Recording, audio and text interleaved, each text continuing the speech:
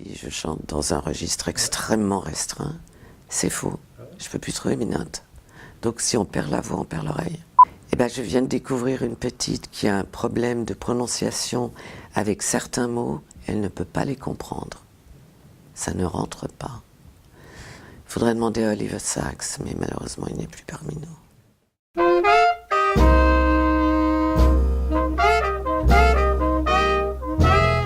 Mon père, qui a créé cette société de production Argos Film, avec des grands fleurons de la nouvelle vague et autres, et films étrangers tels que Wim Wenders et Nagisa Oshima, avait produit 4 films de Mario Ruspoli qui sont présents dans le DVD. Et donc ça nous permettait de faire ce documentaire et d'essayer de sortir ce coffret. Grâce à l'énorme générosité de la Cinémathèque de Bologne, les films ont été restaurés parce qu'on ne peut plus sortir des films qui sont rouges, parce que les copies avaient vraiment viré magenta. Et donc, grâce à cette restauration de la Cinémathèque de Bologne, on avait des films en parfait état, un documentaire qui a pu être réalisé grâce à quelques sous déclenchés ça s'appelle le COSIP, qui est un moyen de financement soit sélectif, soit automatique pour les gens qui produisent non-stop des documentaires, ce qui n'était pas notre cas.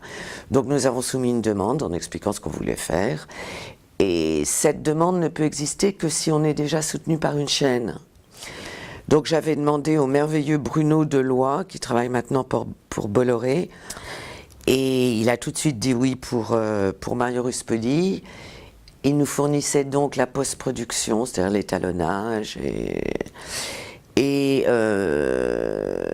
je sais plus, il y avait 15 000 ou 20 000 euros d'aide de l'État à travers le COSIP. Donc il faut travailler dans sa cuisine, sur son ordinateur. Vous vous sentez un peu cuisinière de temps en temps? Ah mais depuis toujours, c'est que ça.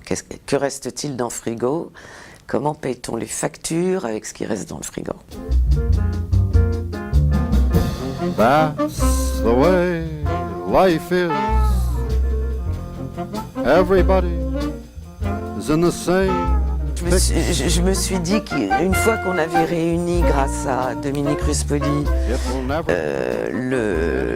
la caméra, le son, quelqu'un qui avait un peu d'expérience dans ce domaine, qui pouvait réaliser et produire, elle qui savait où trouver les gens à interviewer. Moi, je n'ai participé que à l'interview du docteur Gentis pour les mettre un peu sur les rails. Et après, ils se sont lancés tous les deux dans les autres interviews. Et c'est là où ce rendez-vous avec les éditions Montparnasse, bon, précédé de la restauration, évidemment, du film, mais rendez-vous avec les éditions Montparnasse pour pouvoir les servir aux cinéphiles, a été un déclenchement extraordinaire. Extraordinaire. Et puis le courage de sortir ces films-là, parce que c'est du travail aussi pour eux aux éditions Montparnasse. On a fait le livret ensemble, c'est beaucoup de travail, beaucoup de corrections, c'est beaucoup de temps humain. Est-ce que justement le cinéma, c'est pas ça, c'est du temps humain, avant tout?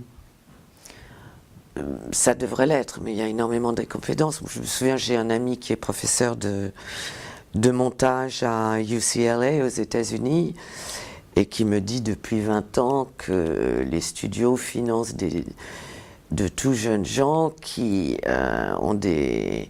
Non, c'était encore du temps de la pellicule, il m'a dit ça, oui. Donc une vingtaine d'années, il marche encore en effet.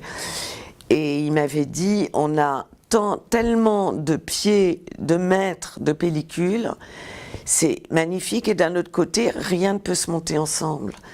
Tant ils sont... tant le talent leur fait défaut. Donc temps humain, non, talent, oui. Et il venait d'apprendre qu'il avait quelques mois à vivre, point barre, ayant été diagnostiqué d'un cancer de l'œil. Et s'est dit, et je pense que ça l'a aidé pour ses prises de vue, il avait quand même la trouille.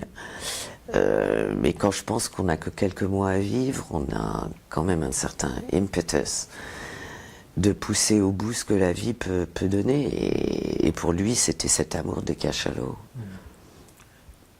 Bon, d'un autre côté, il affirmait énormément de ce que nous ne voyions pas. Donc il y a sûrement eu plein de flou, il y a sûrement eu des mouvements. Ben, des mouvements, c'est sûr, parce que les canaux étaient très instables.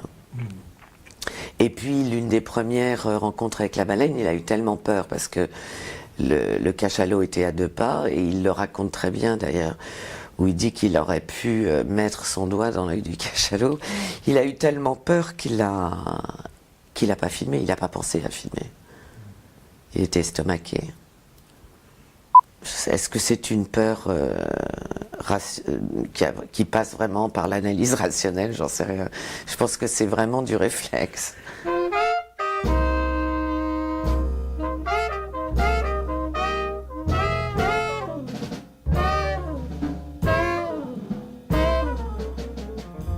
I didn't want it. You wanted it. Now you've got it. You don't like it. You can't get out of it now.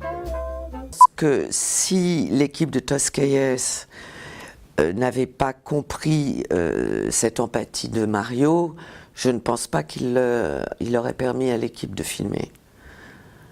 Donc je pense que cette humanité, elle était tout d'abord avec les médecins et les psychiatres. Et quand ils ont vu leur homonyme avec une caméra, ils l'ont autorisé à filmer. Mais ils ne l'auraient pas fait pour n'importe qui, ça j'ai aucun doute. Les scènes sont diverses dans l'hôpital. Il y a en effet une longue scène où on ne voit que les lits avec ce merveilleux texte d'Antonin Artaud, où personne n'apparaît sauf à la fin.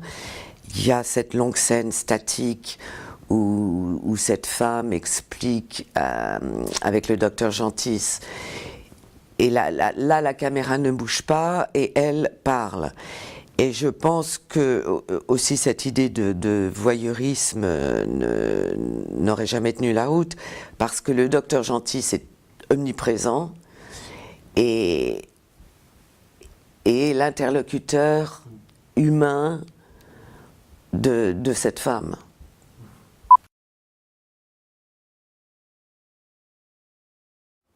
Alors c'est vrai qu'on pourrait sûrement dire ça pour mon père, en effet, son choix de production. Je ne peux pas parler pour lui, et je peux difficilement parler de mes choix parce que je n'ai ressenti que des devoirs.